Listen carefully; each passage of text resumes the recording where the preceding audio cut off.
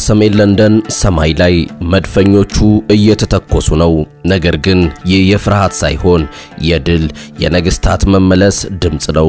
አርሰናል ያ ድሮ የምናውቀው የሚፈራው የሚከበረው አርሰናል በአዲስ ግርማ ሞገስ በአዲስ ልክ ከፊታችን ቆሟል። 10 ተከታታይ ድሎች አስቡት። 8 ጨዋታዎች 8 ሙሉ ጨዋታዎች ጎል ሳያስተናግዱ የማይደፈር ምሽግ የሚለው ቃል እንኳን ይሄን ለመግለጽ ያንሳል። በቻምፒዮንስ ሊግ መድረክ አውሮፓን እያሸበሩ ነው። 4 ጨዋታ 4 ድል። ስላቪያ ፕራግን በሜዳቸው 3-0 ሲደፈጥጡ ዓለም ትንፋሹን ውጧል። ይህ ድል ተራ ድል አይደለም። ይሄ ከሁሉም በላይ የኦዴጋርድ ያምበሉ የልባቸው መቅረት ያልገደበው የፍላጎት ኃይል ነው። ቡድኑ ከአንድ ተጫዋች በላይ እንደሆነ ያወጀበት ምሽት ነበር። በኤክስጂ ፍልስፍና ትንታኔ ከአንጋፋው ባየር ሙኒክ እኩል የቻምፒዮንስ ሊጉን ዋንጫ የማንሳት ትልቁ እድል የተሰጣቸው እነሱ ናቸው። አዎ የምንናገረው ስለ አርሰናል ነው።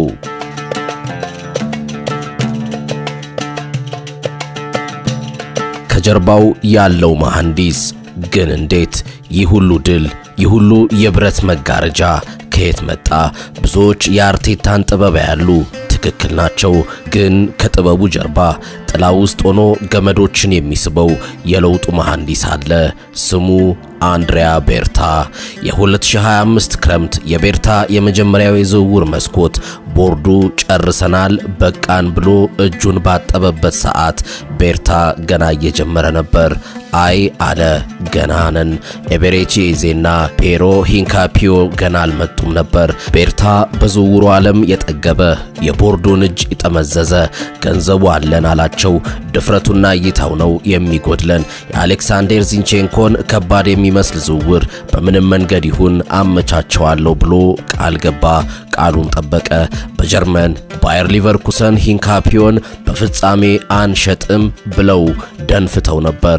ቤርታ ግን ይህን ተጫዋች ገና ማድሪድ እያለ አይኑን የጣለበት ነበር። በስልኩ በድርድሩ አይን ወደ እንቢን ወደ ይሁን ለወጠው። በመጨረሻ ሊቨርኩሰንን አሳመናቸው። በውሰት ከ45 ሚሊዮን ፓውንድ የግዢ አማራጭ ጋር አማራጭ ሳይሆን ግዴታ የአመቱ መጨረሻ ሲመጣ ያ ገንዘብ እንደሚከፈል ቤርታ ያውቅ ነበር። ይሄ ነው የዳይሬክተር ጥበብ። የቀድሞ ዳይሬክተር ኤዱ ጋስፐር ጎበዝ ነበር፣ ግን ለወደፊት እንገዛቸዋለን ብሎ እልባት ያስቀመጣቸው ተጫዋቾች በሌሎች ክለቦች ሲጠለፉ ቆመን አይተናል። ቤርታ ግን የወደፊቱ ዛሬ እንደሆነ ያውቃል። እርካታ የሚባል ቃል በመዝገበ ቃላት ውስጥ የለም።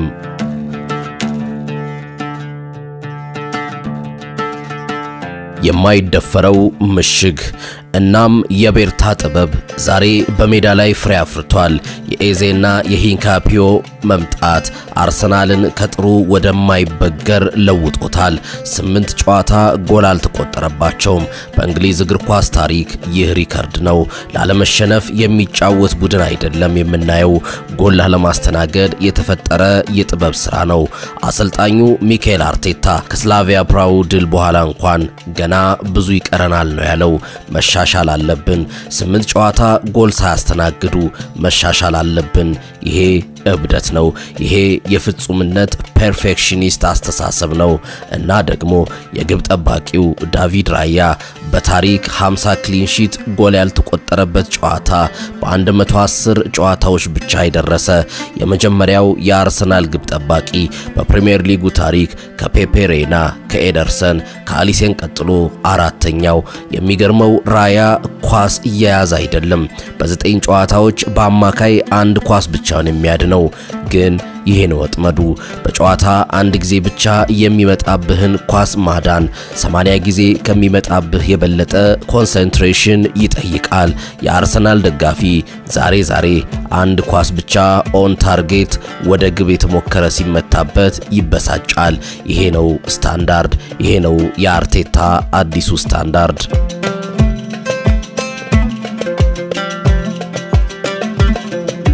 የንጉሱ አልማዞች ይህ አዲስ ስታንዳርድ ይህ አዲስ ግዛት መሪዎቹን አልማዞቹን መጠበቅ አለበት። ቡካዮ ሳካ ኮከቡ ልጅ ስታርቦይ ድምጻቸው የሰከሩ የዘውውር ወሬኞች ስሙን ሲያነሱ ኖረዋል። አሁን ግን ዝም የሚሉበት ጊዜ ደርሷል። በአርሰናልና በሳካ ካምፕ መካከል የቃል ስምምነት ተደርሷል። ቁጥሮቹን ልንገራችሁ። በአመት 12.5 ሚሊዮን ፓውንድ፣ በሳምንት 235,000 ፓውንድ። ገና በ24 ዓመቱ የአርሰናል የፊት መስመር ምሰሶ፣ የወደፊቱ ንጉስ ውሉን ሊያድስ ነው። ሳካና ሳሊባ ሁለቱንም ማቆየት የአንድሪያ ቤርታ ትልቁ ድል ነው። ግን ስለ አምበሉስ ስለ ማርቲን ኦዴጋርድስ ከካታሎኒያ ከባርሴሎና ሹክሹክታ ተሰምቶ ነበር። 70 ሚሊዮን ፓውንድ ኦዴጋርድን እንፈልገዋለን። የአርሰናል መልስ አይ ዝም ብሎ አይ አይደለም ለድርድር የማይቀርብ የሚል ነበር። አርሰናል ተለውጧል። ቁልፍ ተጫዋቾቹን የሚሸጥ ክለብ አይደለም። የአርቴታ ፕሮጀክት መሪ የአምበሉን ትጥቅ ለብሶ የሚመራው ኦዴጋርድ የትም አይሄድም። ምንም እንኳን በጉዳት ብዙ ጨዋታ ቢያመልጠውም አሃዞች አይዋሹም። አሁንም በፕሪሚየር ሊጉ ከምርጥ ቁልፍ ተጫዋቾች አንዱ ነው። የሱ ከጉዳት መመለስ እንደ አዲስ ተጫዋች መፈረም ነው። የጥንቱ አምበል መመለስ። እናም ይህ አዲስ ግዛት፣ ይህ በራስ መተማመን የሞላው ቡድን ወደ ቀጣዩ ፈተናው ያመራል። ወደ ስቴዲየም ኦፍ ላይት የሰንደርላንድ ሜዳ። በዚያም አንድ የምናውቀው የድሮ ፊት ይጠብቃቸዋል።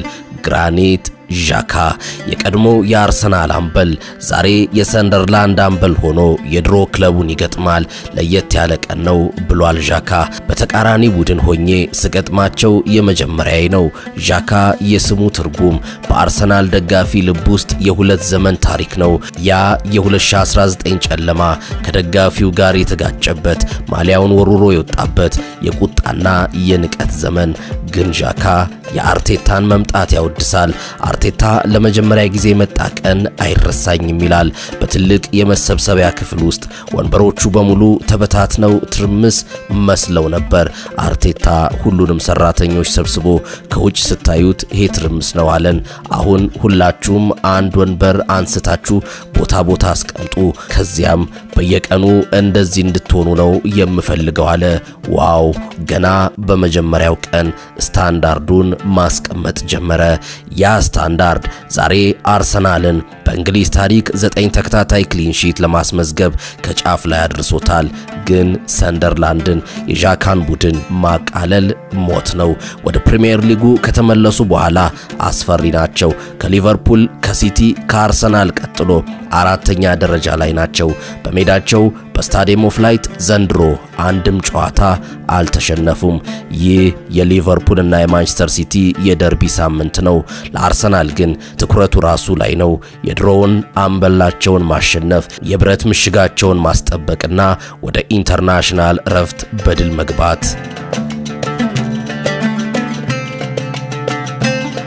የቆሰለው አንበሳና የንጉሱ ትንሳኤ። ፈተናው ግን ቀላል አይደለም። አርሰናል ወደዚህ ፍልሚያ የሚገባው ቆስሎ ነው። ቪክቶር ጊዮኬሬሽ የለም፣ ጋብሪኤል ማርቲኔሊ የለም። ሁለቱም ከሀገራዊ ጨዋታዎች በኋላ ነው የሚመለሱት። ፈተናው ግን ቀላል አይደለም። አርሰናል ወደዚህ ፍልሚያ የሚገባው ቆስሎ ነው። ቪክቶር ጊዮኬሬሽ የለም፣ ጋብሪኤል ማርቲኔሊ የለም። ሁለቱም ከሀገራዊ ጨዋታዎች በኋላ ነው የሚመለሱት። ታዲያ የአጥቂውን መስመር ማን ይመራዋል? ሚኬል ሜሪኖ። አዎ አማካዩ በቻምፒዮንስ ሊግ በአጥቂ ቦታ ተሰልፎ 2 ግቦችን ያስቆጠረው የሳምንቱ ምርጥ ተጫዋች እጩ ሆኖ የቀረበው ሜሪኖ። እሱ እንደ ጊዮኬሬሽ ፈጣን አይደለም፣ ነገር ግን በሳጥን ውስጥ ያለው እንቅስቃሴ፣ የማሽተት አቅሙ፣ ኳስን በአንድ ንክኪ ግብ የማድረጉ ጥበብ አር9 ብራዚላዊው ሮናልዶ የሚል ቅጽል ስም አትርፎለታል። ሜሪኖ ከጥልቅ የመጣ ኳስ በማቀበል ለአርሰናል ሌላ የማጥቂያ አማራጭ ይሰጣል። ግን ትልቁ እውነተኛው የአጥቂው ፍንዳታ ገና ይመጣል። ከ298 ቀናት በኋላ ከ9 ወራት የጨለማ ጉዞ በኋላ ጋብሪኤል ጄሱስ ተመልሷል። ከማንቸስተር ዩናይትድ ጋር በነበረ ጨዋታ ያ አስከፊ የኤሲኤል ጉዳት ካጋጠመው በኋላ ዛሬ ጄሱስ ከቡድኑ ጋር ሙሉ ልምምድ ጀምሯል። በ28 ዓመቱ አርሰናልን ወደ ሻምፒዮንነት ተፎካካሪነት የቀየረው ያ ተአምራኛ ብራዚላዊ ተመልሷል። የጉዳቱ ቅዠት አልፏል። ክለቡ በየቀኑ ያንተን መመለስ በጉጉት ነው የምንጠብቀው ይሉኛል ብሏል ጄሱስ። የሱ መመለስ እንደ አዲስ ተጫዋች አይደለም። የሱ መመለስ የትንሳኤ ያህል ነው። ልክ እንደ ዩሪያን ቲምበር ከኤሲኤል ጉዳት ተመልሶ ከበፊቱ የተሻለ ተጫዋች እንደሆነ ሁሉ የጄሱስ መመለስም የአርሰናልን ጥቃት ወደማይታሰብ ከፍታ ያደርሰዋል። የሜሪኖ ጥበብ፣ የቪክተር ጊዮኬሬሽ ፍጥነትና አሁን የጄሱስ አስማት የአርሰናል ጥቃት ሊፈነዳ መድረኩ ተዘጋጅቷል። በሰንደርላንድ የጥንቱ አምበል አዲሱን ግዛት ይጋፈጣል። ከጉዳት የተመለሰው ንጉስ ጊዜውን ይጠብቃል። ይሄ ተራ ጨዋታ አይደለም። ይሄ የአርሰናል አዲስ ንጋት ማወጃ ነው።